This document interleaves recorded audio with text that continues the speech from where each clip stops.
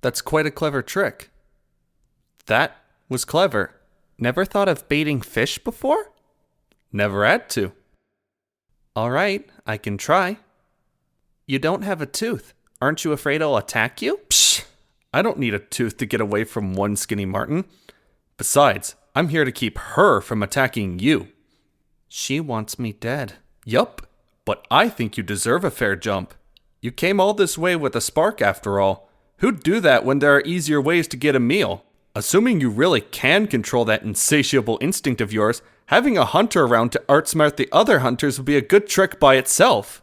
You make me sound like a mindless killer. Well, if I'm just dumb prey, aren't you a mindless killer? It goes both ways or no ways.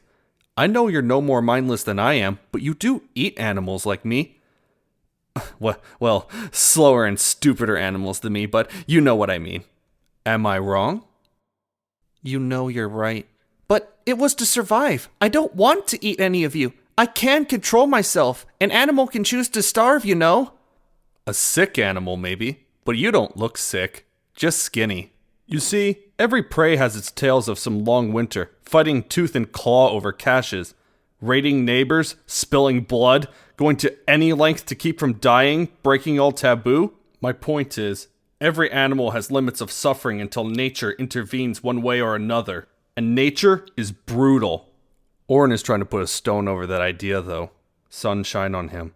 Mice, rabbits, squirrels, no longer competing, but sharing resources. Joined together by one thing, the fear of you. You've earned that fear, even if you don't think you deserve it. If I let them take my teeth, will I be safe here from the wolves and gluttons and all the rest? Safe isn't a place. It's like the wind, sometimes here, sometimes not. I should just run back into the forest. Forget all of this. Maybe. Regardless, I won't let them take your teeth. This idea of Oren's deserves to grow straight and true, not twisted like roots around a stone. But what about Egg? Hunting to eat, I understand that. What happened to Egg was wrong. You have to understand, the prey was new and blind like a kitten. We were still jumping at every shadow. Hemlock found Egg lost in the woods. She brought her back to show the others how much stronger we were than predators now. I wish I could say I tried to stop it, but I felt powerful. To be the one spilling blood for once. But then, what came after? Egg was broken and helpless. I wasn't fighting to defend myself. This was something else. It felt ugly. Oren stopped it. He gave it a name.